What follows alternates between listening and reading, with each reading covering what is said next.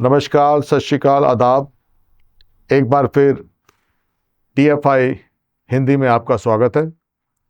आज हमारे साथ मौजूद हैं नांगलोई एरिया से मनोज कुमार शौकीन जी। नमस्कार जी। नमस्कार मनोज जी, एक तो आपका स्वागत है जी। आपने एक बड़ी, मैं आपका जब इतिहास पढ़ रहा था, इतिहास ही है जब बात की जाती है, तो मैं उसमें पढ़ते हुए काफ़ी चीज़ें देख रहा था। आपने ओपन स्कूल से पढ़ाई की जी।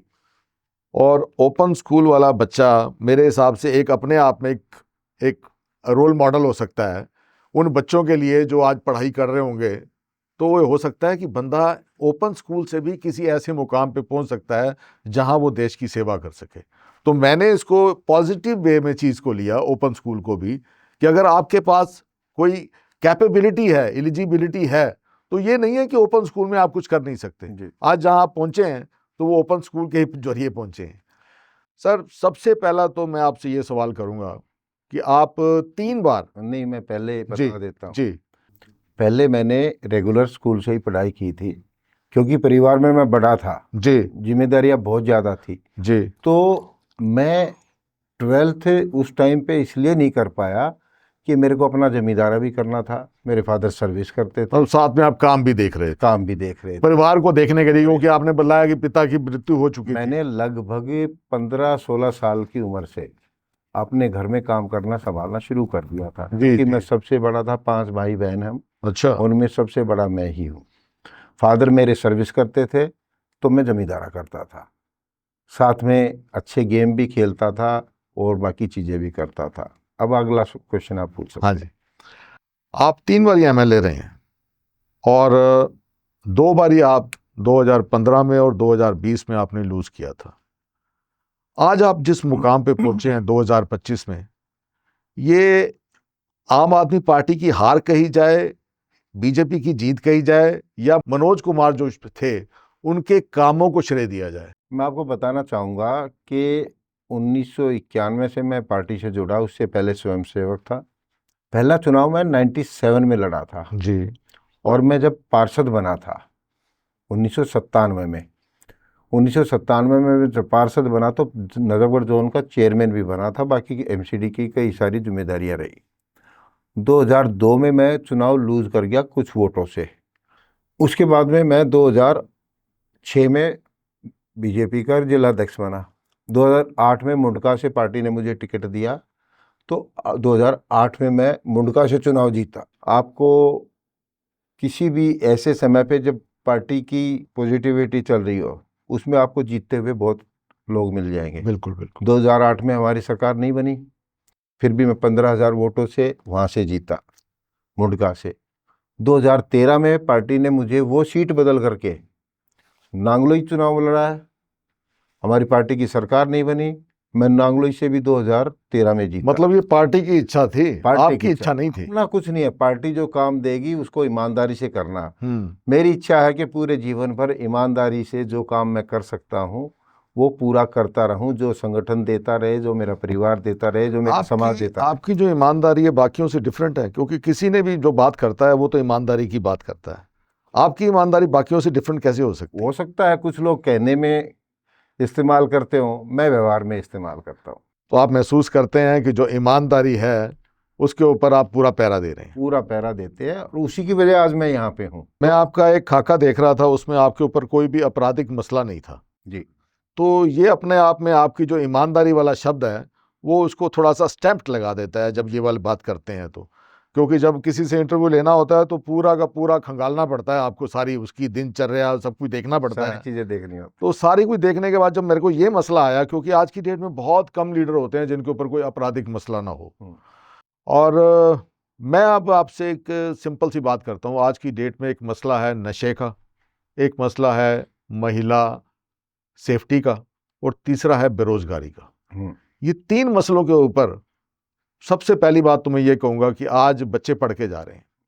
आप बच्चे पढ़ाई की बात तो कर रहे हैं, आप यूपी में चले जाएं तो वहाँ का बजट जो है दिल्ली से 10 गुनी बड़ी है, और यूपी का जो बजट है वो दिल्ली से 10 गुना छोटा है। पीछे आम आदमी की पार्टी ने सारा उसमें कोशिश किया कि हमने स्कूल बड़े अच्छे बनाए, सिस्टम किया, सब कुछ किया। अब आप पोजीशन ये आ जाती है कि बच्चा पढ़ तो जाता है, उस टाइम भी मैं सवाल करा करता था, ये बच्चा पढ़ तो जाता है, 12वीं के बाद उसके बाद क्या स्कोप है? आपने कभी महसूस किया कि वो 12वीं के बाद क्या करेगा?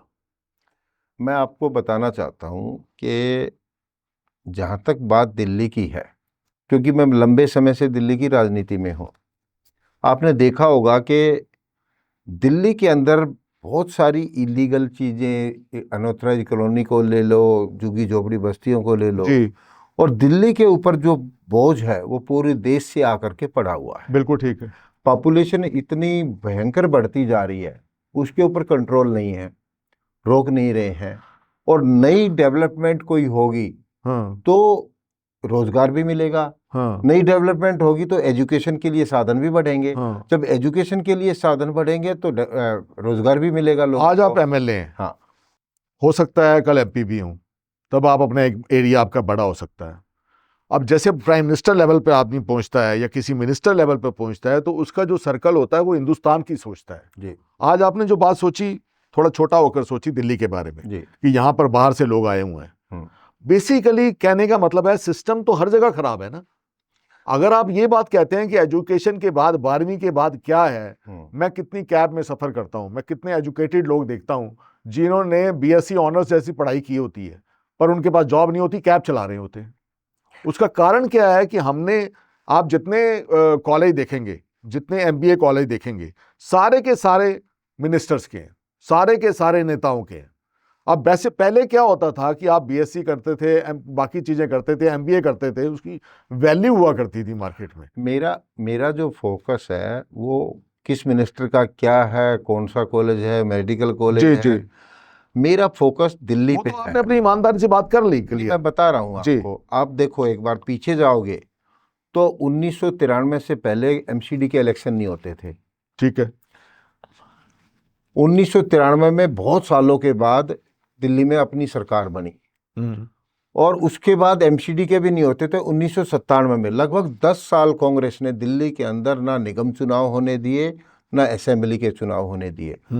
और तब एक केवल कॉरपोरेशन वो डीटीसी को भी चलाता था, डीटीसी का अलग बोर्ड था, वो विद्युत बोर्ड को भी चलाता था, वो जल बोर्ड को भी चलाता था, वो सफाई व्यवस्था को भी चलाता था, उधर से डीडी अपना काम करती थी।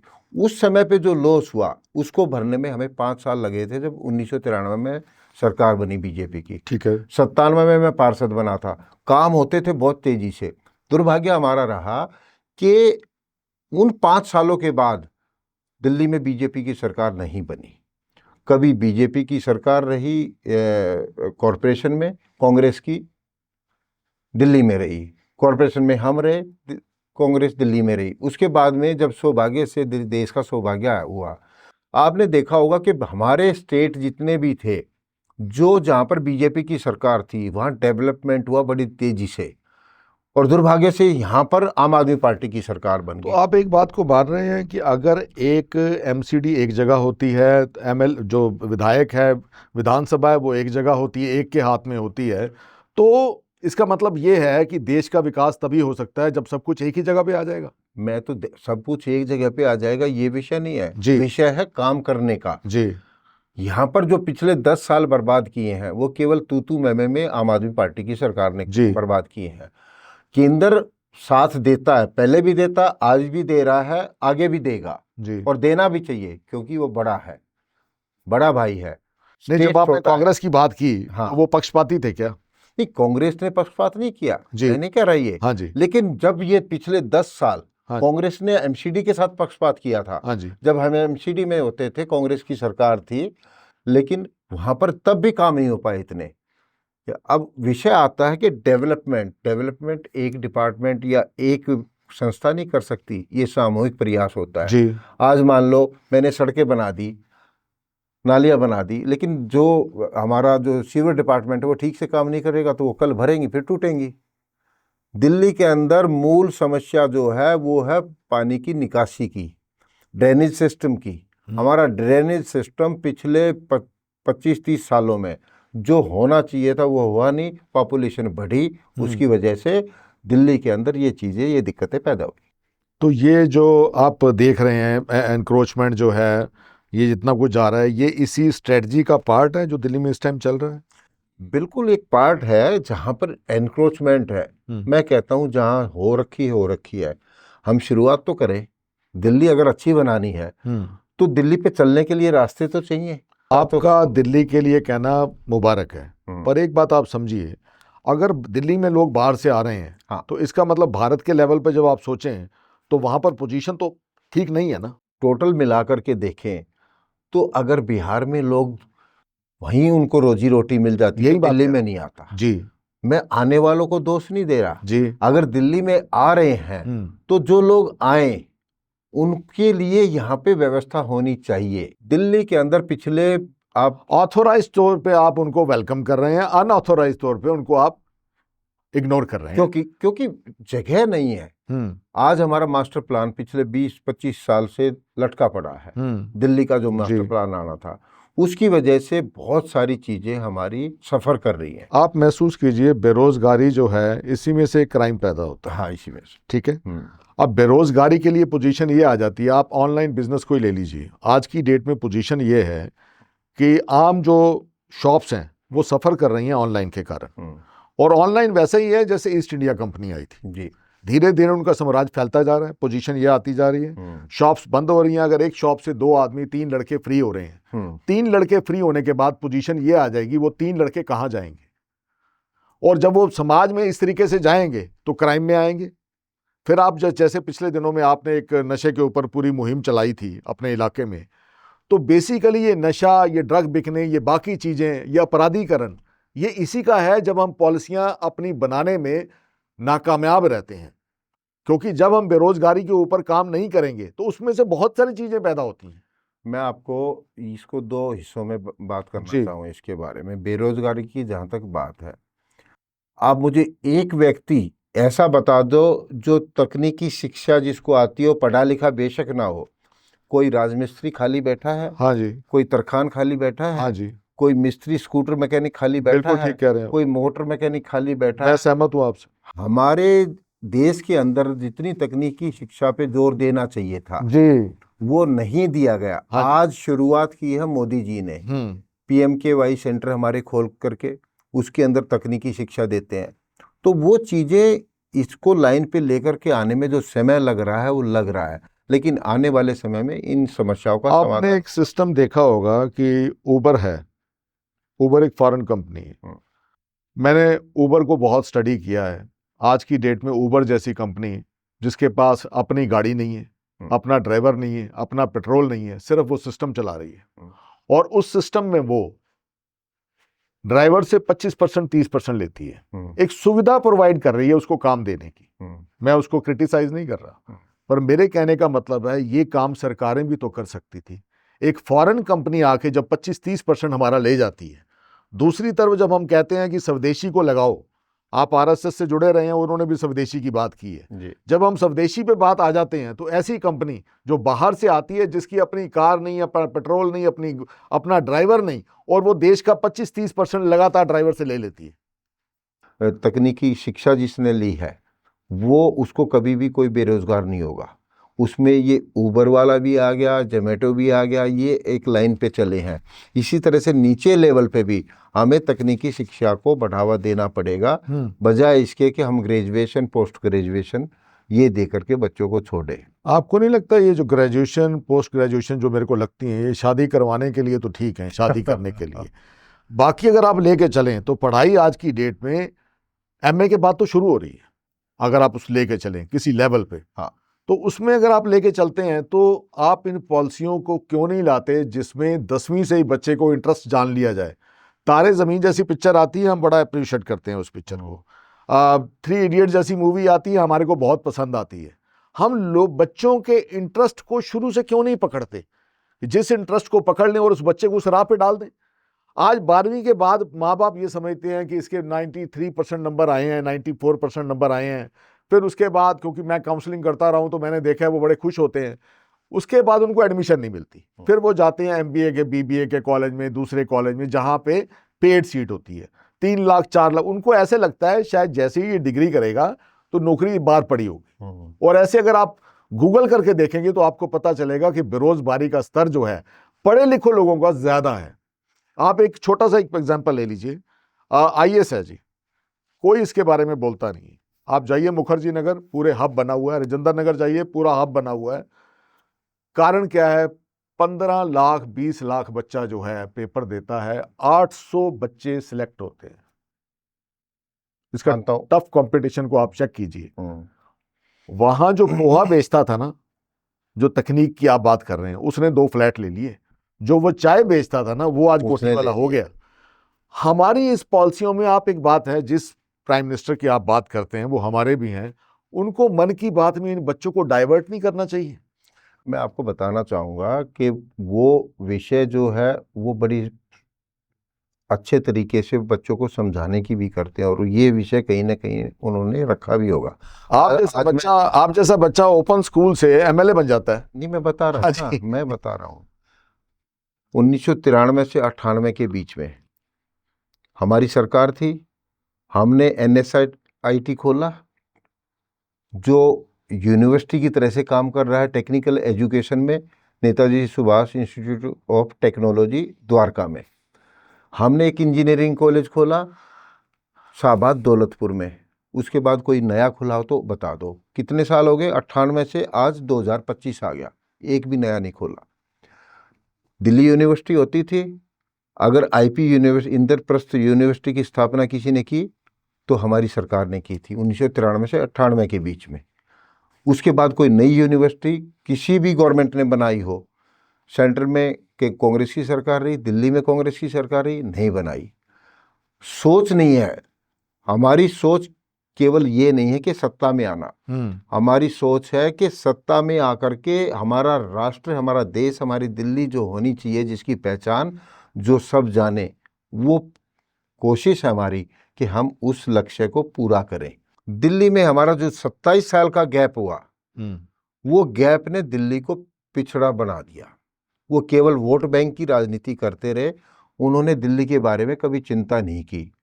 और वो जो चिंता आज हम कर रहे हैं, माननीय प्रधानमंत्री जी के सहयोग से दिल्ली के अंदर आने वाले 5 सालों में आपको बहुत तेजी से, चाहे रोजगार को लेके हो, एजुकेशन को लेकर के हो, बाकी सुविधाओं से को लेकर के हो, आपको फर्क नजर आएगा। मैं कनाडा में गया था और वहाँ पुलिस वाले खड़े थे। लोगों की 25 लोगों की वहाँ पे लाइन लगी हुई थी फोटो खिंचवाने के लिए पुलिस वाले के साथ। मेरे को बड़ा अजीब सा सीन लगा।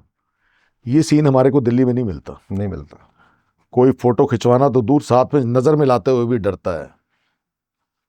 आपकी सरकार है, आपने उसकी बड़ी चर्चा की है, सारी बात की है।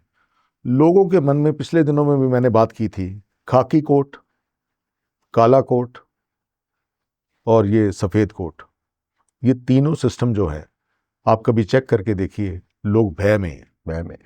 उस भय से निकालने के लिए लोगों के लिए बीच में आप जाकर कोई काम करेंगे? वो डर जो है, ये जो थानों का डर है, बाकी जगह का डर है, जहां पे होता है वो अपनी ड्यूटी कर रहे हैं। पर एक अगर हम वैसे बात करते हैं कि 70 साल कांग्रेस के पास थे, तो ये भी आप सोच के चले कि IPC के जो कानून है वो अंग्रेजों के बनाए हुए थे, जो आज तक चल रहे हैं, जो आज बदल रहे हैं हम जी। जो मोदी जी काम कर रहे हैं वो वही काम कर रहे हैं। आपने जो इन कोटों में से एक सफेद कोट की बात की, हाँ जी, वो सफेद कोट है नेता का। हाँ जी।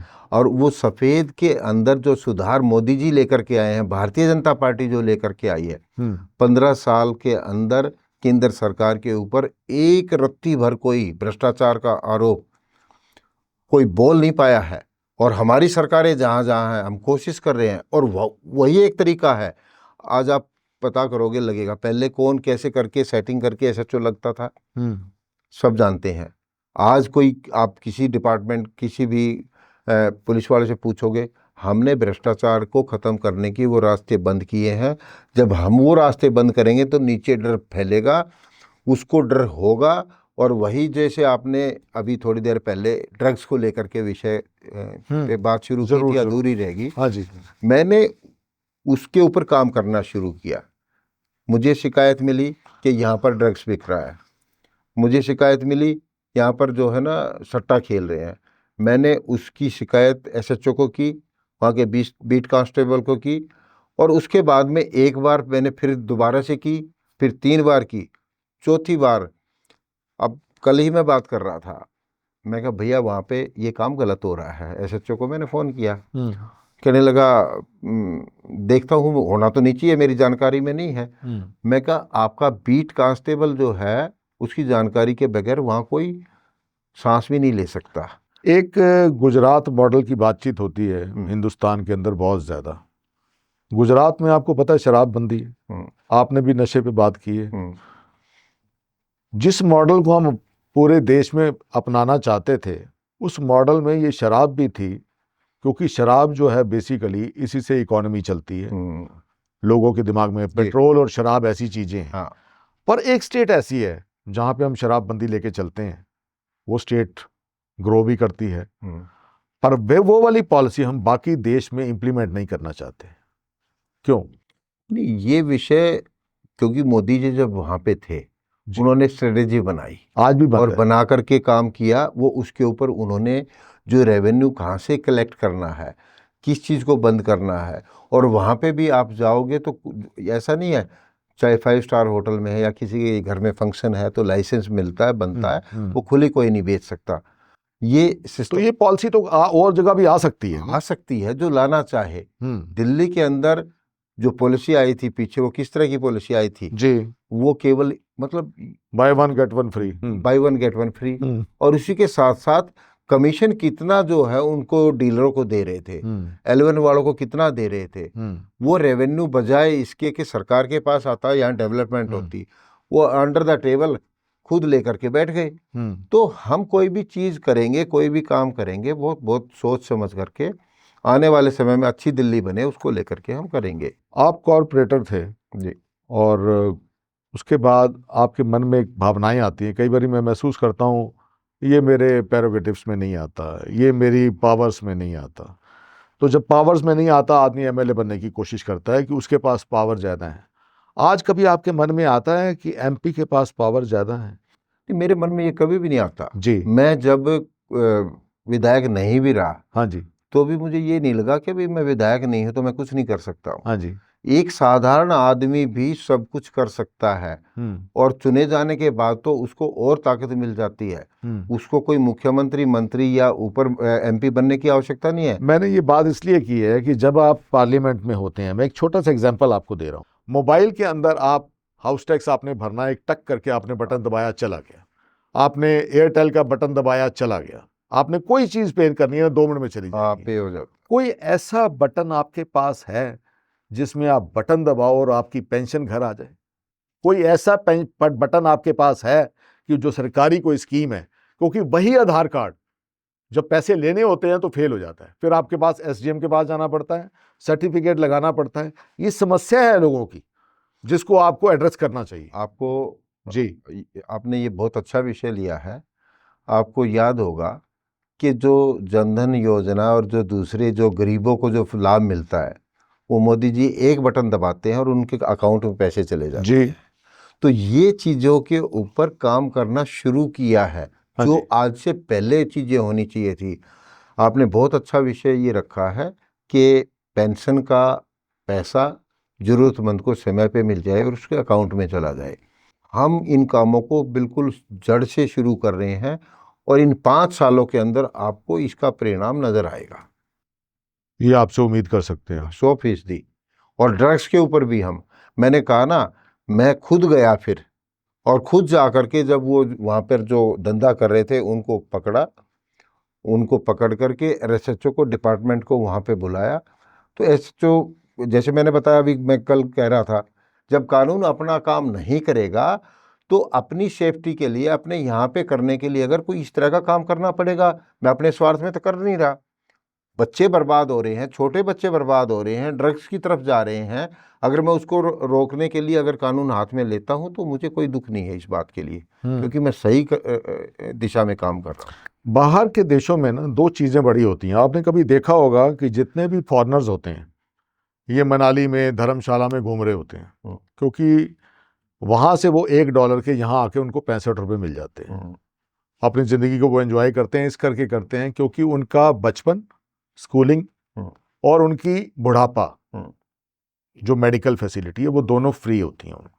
इस तरीके से फ्री होती हैं कि ज़िंदगी की यहाँ पोजीशन ये होती है, एक आदमी बीमार हो जाए तो उसको सोचना पड़ता है कि मैं किस अस्पताल में जाके मरूं। और वो बीमारी से नहीं मरता, वो टेंशन में मरता है। उसको यही टेंशन होती है, पता नहीं बच्चा कितने बिल दे रहा है, मैं इसी कितनी पोजीशन दे रहा है। देखो, व्यवस्था है जी व्यवस्था हमारी बनाई थी, गवर्नमेंट के स्कूल ऐसे होते। पिछले 70-75 साल में यही तो हमारे साथ धोखा हुआ है ना। जो व्यवस्था बनाई थी उस तरह उसके ऊपर काम नहीं किया। गवर्नमेंट के स्कूल अच्छे होते, बच्चे मुफ्त में पढ़ते, पैसा नहीं देना पड़ता। आज देना पड़ता है क्योंकि उतनी व्यवस्था हमारी नहीं है जितनी करनी चाहिए थी। इसी तरह से हॉस्पिटल भी उतने नहीं हैं, इसलिए देने पड़ते हैं। लेकिन इसके ऊपर हमने काम करना शुरू किया है। कितने सारे नए एम्स बना दिए पिछले सालों में। आप देखोगे कि आयुष्मान भारत योजना भी बुजुर्ग आपको आदमी नहीं को। लगता कि एम्स का कहीं पर नाम देने से उस एम्स का आप मुकाबला नहीं कर सकते जो एम आज दिल्ली में बना हुआ है? उस एम्स को नाम देने से जरूरी है उसका नाम एम हो गया, पर सिंपल सी बात है, उस एम्स के पीछे जो एम है वो आप समझ के चलिए वो उसको अचीव कर पा रहा है। वो समय लगता है, ये जी। सेटअप पुराना है, ये इसका मुकाबला तो कौन क्या कर पाएगा ना, मैं इतना देख पाया हूँ। लेकिन मैं आपको, जैसे मोहल्ला क्लिनिक खोले थे जी। हमने, आरोग्य मंदिर खोले हैं। हाँ आप जी। एक विजिट करो, हाँ जी। वहाँ पर आपको टेस्ट भी मिलेंगे। जो मोहल्ला क्लिनिक खोले थे वो खोले थे छोटी छोटी, किसी का मकान किराए पे लेके खोल दिया। वो इसलिए खोल दिया कि मेरा रिश्तेदार है, किराया मिलता रहे उसको। इसका मकान 5,000 किराए पे चढ़ता है, इसको 25,000 दे दो और सरकारी पैसा है उसको फ़ायदा दे दो। वहाँ पे कोई डॉक्टर बैठा दिया, डॉक्टर अपना पर्ची, 10 मरीज आते थे, 100 की पर्ची बनाए, अपना पैसा ले लेता। हमने काम किया है, आरोग्य मंदिर अभी खोलने शुरू किए हैं। हमारी माननीय मुख्यमंत्री जी ने, रेखा जी ने उसकी शुरुआत की है आज से 2-3 दिन पहले। मैंने भी शुरू किया है जवालापुरी में, आप जाके देखोगे मेरे क्षेत्र में। और ऐसे एक एक वो शुरू हुआ है। आने वाले साल भर में कम से कम भी प्रत्येक विधानसभा में 5 से 10 आरोग्य मंदिर कम से कम होंगे, संख्या बढ़ भी सकती है। वहाँ पर वो जो मुफ्त की सुविधाएं जो आप कह रहे हो, मेडिकल फैसिलिटीज़, वो हम देने जा रहे हैं।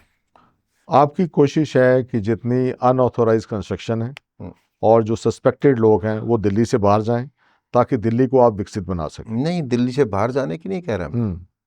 दिल्ली के अंदर हर किसी देश के नागरिक का रहने का अधिकार है। लेकिन मैं ये कह रहा हूं कि जिस तरह से लोग आ रहे हैं उनके लिए व्यवस्था करना वो सरकार का दायित्व बनता है। वो लोगों ने जो पूरी नहीं की। कोर्ट के ऑर्डर के बाद भी मकान तोड़ दिए जाएंगे तो वो कहाँ पे उस टूटे हुए मकान के बाहर रहेंगे या अपनी जगह पे वापस जाएंगे? नहीं, जो सरकारी जमीन है वो तो उनको खाली करनी पड़ेगी, चाहे सरकार उनको कंपनसेट करके कहाँ मकान दे रही। आज भी आप देखो आफ्टर ऑल तो वो भारत के नागरिक है ना। अगर उनको पहले सूचित कर दिया जाए, आपको शिफ्ट किया जाएगा, जहाँ भेजा जाएगा, तो वो जरूरी नहीं था क्या? नहीं, जो लिस्ट में है, आप किस विषय कहाँ की बात करें? मैं शायद दिल्ली की हर जगह पे देख रहा हूँ जहां पर भी सुप्रीम कोर्ट का स्टे भी मिला हुआ था, वो भी मकान तोड़े गए हैं। देखो, मुझे ये जानकारी नहीं है। Okay. अदरवाइज मैं अपने क्षेत्र के बारे में बताऊं जहां मेरे को जानकारी मिलती है। अगर मान लो सुप्रीम कोर्ट ने जो स्टे दिया है उसको तो अगर तोड़ा जाता है तो क्यों तोड़ा गया है और उस स्टे में कितना दम था, क्या था? क्योंकि उसके स्टे के बाद तो तोड़ना मुझे नहीं लगता कि कहीं टूटा होगा, मैं जानता नहीं हूँ। लेकिन जो व्यक्ति बिल्कुल ऐसी जगह बैठा है, सरकारी ज़मीन पे बैठा है, जहाँ से लोग रोज़ हज़ारों लोग गुजरते हैं और उसको परेशानी होती है, तो उसको उठाने में बिल्कुल नहीं सोचना चाहिए। वो एनक्रोचमेंट रिमूव करनी चाहिए। मैं इस पक्ष में हूँ। आज मान लो उसकी वजह से उसको कंपनसेट करने में 2 साल लग गए, उसको मकान नहीं मिला। आज भी हज़ारों मकान अब हम दे रहे हैं। जो झुग्गी वाले हैं उनको आज भी हज़ारों मकान खंडर होने जा रहे हैं। उनको ठीक करा करके हम उनको अलॉट करेंगे, उन झुग्गी वालों को पक्का मकान देंगे और वो जगह भी खाली कराएंगे। ये 27 साल में पीछे नहीं किया ये काम जो दिल्ली की सरकार ने करना चाहिए था। वो 27 साल का जो गंध है, जो डिस्टर्ब हुई दिल्ली, जो दिल्ली बर्बाद हुई है, उसको साफ करने में शुरुआत की है। समय लगेगा, लेकिन हम किसी भी नागरिक के खिलाफ नहीं है। उसको उसका सम्मान भी मिलेगा, उसकी जगह भी मिलेगी। लेकिन अगर वो किसी को परेशान करके कहीं बैठा है तो वो भी हम बर्दाश्त नहीं करेंगे। आप बड़े अच्छे प्लेयर रहे हैं, स्पोर्ट्स में भी रहे हैं, खेल में भी रहे हैं। आपने कभी सोचा है कि अपने इस देश में या दिल्ली में, अपने इलाके में कोई स्पोर्ट्स की फैसिलिटी बच्चों को दी जा सके? क्योंकि मैंने महसूस किया है कि बेसिकली जो जाट समुदाय है ना, इसकी जो बिल्ड होती है ये अपने आप में एक कमाल की बिल्ड होती है, और ये अगर देखा जाए तो बॉर्न प्लेयर्स हैं। तो आपने कभी सोचा है कि अपने एक, हालांकि बात देश की है या कॉलोनी की है, एरिया की है, इसको मैं समुदाय नहीं गिनता, पर जब नांगलोई जाट एरिया लिया जाता है तो बहुल एरिया वो माना जाता है जी और आप खुद भी बड़े अच्छे प्लेयर रहे हैं, खेलते रहे हैं। जी जी। तो आपके कभी दिमाग में आया कुछ ना कुछ पैशन होता है? मैं आपको बताता हूँ, मैं 2013 में जब नांगलोई जाट से विधायक बना तो मैंने महाराजा सूरजमल स्टेडियम है जी, वो खंडर हो गया था, हाँ जी, वो वहाँ पर केवल नाम का था, डॉक्टर साहब सिंह जी वर्मा ने उसको बनवाया था। बाद में हमारी सरकार दिल्ली में नहीं रही, काम नहीं हो पाया, तो मैंने उसके ऊपर वाइस चेयरमैन डीडीए से मीटिंग की और उसके ऊपर काम शुरू किया था। दुर्भाग्य से 5-7 महीने में विधायक रहा, उसके बाद किसी ने उस पर 10 साल पीछे कुछ नहीं किया। अब दोबारा से मैंने वाइस चेयरमैन डीडीए के साथ, अपने सांसद जी के साथ मिलकर के मीटिंग की है और वो सूरजमल स्टेडियम को एक बढ़िया स्टेडियम, उसका नक्शा तैयार हो गया है। आने वाले 6 महीने के अंदर, आज आप जाकर के देखो वहाँ पे, और 6 महीने के बाद आप मेरे साथ विजिट करना। और रोहतक रोड पे है महाराजा सूरजमल स्टेडियम के नाम से मेट्रो स्टेशन भी है। आज से 6 महीने के बाद आप देखोगे, आपको वहाँ पर काम नजर आएगा और वो स्टेडियम तैयार हो रहा होगा। तो जिंदगी में ना दो चीजें होती हैं, एक आदमी करप्शन, एक करेक्टर। ये दो चीजों के ऊपर ना किसी के ऊपर आरोप लगाओ और भाग जाओ। और जब मैं आपका सर्च कर रहा था तो उसमें एक आपकी डॉटर इन लॉ की बात आ जाती जी, बड़ी शॉकिंग लगी मेरे को। और बेसिकली अगर आदमी निर्दोष होता है तो उसके दिल को भी बड़ी दुख होता होगा कि क्या आरोप लगाने से पहले सोच तो लेना चाहिए जी। उस आरोप में कितनी सच्चाई है, और उस आरोप में आप बेसिकली बड़े हर्ट हुए होंगे और बड़ा दुखदाई रहा होगा परिवार के लिए, दुखदाई रहा वो। क्योंकि एक ससुर के ऊपर ऐसा आरोप आना अपनी बहू के लिए एक बड़ी एक ट्रेजेडी वाली चीज थी। उसके बारे में गिनती से 1-1.5 मिनट में आप बता दीजिए। दुर्भाग्य की बात है कि कोई ससुर अपनी बहू के बारे में सोच भी नहीं कल्पना सकता, भी नहीं कर सकता। कल्पना भी नहीं कर सकता। बेटी होती है, बेटी के बारे में कोई अगर इस तरह की सोच भी कोई लेता है तो इससे शर्मनाक बात कोई हो नहीं सकती। लेकिन सेम पोजीशन सामने भी होनी चाहिए। जिस उस बेटी ने ये घिनौना आरोप मुझ पर लगाया, उसने क्या सोच करके लगा दिया जिसका कोई सिर ना पैर, और उसकी वजह से मुझे कितना, मेरे को आज भी, हाँ, मेंटली टॉर्चर हुआ। मेरा समाज मेरे साथ खड़ा रहा, मेरा संगठन मेरे साथ खड़ा रहा, क्योंकि मैं था सच्चा, और सच्चाई और ईमानदारी ही मेरी पहचान है। एक दिन आकर के फिर उन्होंने वो केस वापस भी लिया, लेकिन इस तरह का बहुत ही गंदा प्रचलन आज के दिन हमारे समाज में फैल गया है। आप ये इसमें ऐसे से शुरू होके बाहर आ गए। हाँ, चलो, मैं एक अब देश के लेवल पे एक बात करना चाहता हूँ। मुसलमान, पाकिस्तान, ये दो चीजें बीजेपी के माइंड में से क्यों नहीं निकलती? देखो, मुसलमानों के खिलाफ नहीं है हम, जी, पाकिस्तान के खिलाफ है। क्यों? पाकिस्तान के खिलाफ तो सिंपल सी बात है। और क्यों है? हाँ जी, वैसे तो बेसिकली तो हम पाकिस्तान के भी खिलाफ नहीं है, हाँ जी, लेकिन वो हमारे यहाँ आतंकवाद को बढ़ावा दे रहा है। वहाँ से आतंकवादी ट्रेंड करके अपने स्लीपर सेल यहाँ चला करके, जिसको हमने लगभग ख़त्म कर दिया है। और उसी तरह से आप देखोगे शौकीन साहब, ऐसा है, आपकी बात ठीक है। अब मैं 1 मिनट इंटरप्ट कर रहा हूँ आपको। कोई भी बातचीत होती है, झगड़े, लड़ाई झगड़े बाद में टेबल पे तय होता है। आपका बिटिया का कॉलेज जो हुआ होगा वो भी बाद में टेबल पे तय हुआ होगा। हर बातें टेबल पे तय होती है। हम टेबल पे कब बैठेंगे? टेबल पे जब बैठता आदमी, जब सामने वाले की नीयत ठीक हो। जी, टेबल पे बैठने की बात छोड़ो, अटल जी भी गए थे, पाकिस्तान गए थे, मोदी जी भी गए थे। क्या इस नियत से गए थे कि भी टेबल पे नहीं बैठे? पर बात यह है कि उसके बाद क्या, अगर ट्रंप साहब 28 बारी कह देते हैं मैंने सोल्यूशन कराया, तो क्या कोई मीडिएटर अपने आप ही पैदा हो जाता है?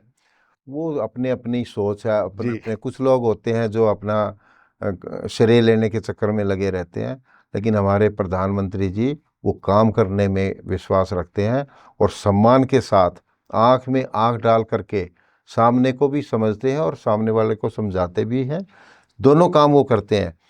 रही बात आपने मुसलमानों की कही, मोमडन्स की कही, मोमडन्स को लेकर के आप देखो ना, हमारे संगठन में कितने मोमडन हैं। हम मोमडन के खिलाफ थोड़ी हैं, लेकिन जब आप देखोगे कि जितने आतंकवादी मैक्सिमम जो पकड़े जाते हैं, जो मारे भी जाते हैं, वो उस समुदाय से, उस धर्म से ज़्यादा। ऐसा क्यों होता है? अब ये तो मैं नहीं कह सकता, क्योंकि मेरी जाति, मेरा धर्म, मेरा मजहब और मेरी विचारधारा मुझे हिंदुस्तानी बनाया है, और वो जाति धर्म से ऊपर उठ करके हूँ मैं। मुझे मुसलमानों ने भी वोट दिया है, मुझे हिंदुओं ने भी वोट दिया है। दिल्ली का बेहतरीन सबसे एक हमारे नज़दीक में गुरुद्वारा, सिख कम्युनिटी जितनी रहती है, गुरु हरकृष्ण नगर, मैं नहीं समझता कि दिल्ली में कोई गुरु हरकृष्ण नगर के नाम से कोई दूसरी कॉलोनी भी होगी जी, या एक आध शायद गुरु तेग बहादुर के नाम से कोई हो जी, तो हो। जी। वो हमारे, मेरे लिए सौभाग्य की बात है। अनेकों मस्जिदें हैं हमारे यहाँ पे, वो भी हमें वोट देते हैं, मेरे कार्यकर्ता भी हैं, मेरे दोस्त मित्र भी हैं। जाति और धर्म जब सामाजिक आदमी हो जाता है, और ख़ास तौर पर पार्षद हो, विधायक हो, सांसद हो, मंत्री हो, मुख्यमंत्री हो, उसको इनसे ऊपर उठ करके काम करना चाहिए। मनोज शौकीन अपनी सेहत का बड़ा ध्यान रखता है, खाना पीना बड़ा सोच के खाता है, बड़े आजकल डाइटिंग का भी मैंने सुना कि वो भी आप हैं। तो आप अपने नौजवान जो हैं उनको कोई मैसेज देना चाहेंगे? मैं यही कहना चाहूँगा कि ज़रूरत के हिसाब से खाओ, जितना क्योंकि आप जरूरी है। लगते 30 के हैं, आपकी उम्र 60 को है। नहीं, मैं पढ़ रहा था 58 को टच कर रहे हैं आप। हाँ हाँ हाँ, मेरा और आपका 3 महीने का ही फर्क है, तो मैं सारा चेक कर रहा था। जरूरी है आप संतुलित खाना खाएं, जी, और जितना हो सके शरीर एक बार दिन में गर्म जरूर होना चाहिए। आप वॉक करके करो, आप कोई जिम करके करो, चलते चलते कई बार क्या होता है, हमें जाना होता तो मैं कई बार सीढ़ियाँ चढ़ लेता हूँ, अगर एक्सरसाइज नहीं कर पाते तो। दिन में दौरे होते हैं, थोड़ा स्पीड से चल लो, बजाय इसके थोड़ा आराम आराम से चलो। अगर आपका शरीर दिन में एक बार गर्म हो गया और उससे हल्का सा पसीना बाहर आ गया, आपको बीमारी नहीं होगी, आपकी सेहत ठीक रहेगी। राजनीति आपके जीवन का आधार है, या जैसे होता है लोग कहते हैं ये व्यापार है? व्यापार लोगों ने बना दिया, जी। आधार था ये एक सेवा का माध्यम था, और मेरे लिए वो सेवा का माध्यम ही है। आपसे बातचीत करके एक बात बड़ी क्लियर है कि आपने बड़ी दबंगी से सारे सवालों के लिए मेरे को मना नहीं किया कि आपने जो पूछना है पूछिए, और मैंने भी वैसे संकोच कुछ नहीं किया आपसे पूछते हुए। क्या करना संकोच है? और कोशिश करेंगे एक बार फिर दोबारा बैठेंगे। हाँ। कई मसले ऐसे हैं जिनको हम छेड़ सकते हैं, पर इतना लंबा प्रोग्राम ना हो, तो कोशिश करते हैं कि आज की समाप्ति करते हैं, फिर दोबारा मिलेंगे। आपके स्टूडियो आने का बहुत बहुत शुक्रिया। आपका भी बहुत बहुत धन्यवाद। आपने अपना एक बढ़िया अपने स्टूडियो भी बनाया है, एक अच्छी सोच के साथ काम कर रहे हो, और समाज को जागरूक करने का काम कर रहे हो। इसमें मैं 2 बातें कह देता हूँ, एक शरीर और एक जगह, इन दोनों की एक वैलिडिटी होती है। तो आप जितने अपने शरीर का फ़ायदा लोगों के लिए उठा लेंगे, और हम अपनी जितनी इमारत का फ़ायदा उठा लेंगे, वो लोगों के लिए बढ़िया। सो बहुत बहुत धन्यवाद। धन्यवाद। आज का ये था एपिसोड, और दोबारा आने वाले टाइम में फिर कोशिश करेंगे किसी ऐसी शख्सियत जो खुले दिल से बात कर सके, उससे दोबारा मिल सकें। नमस्कार।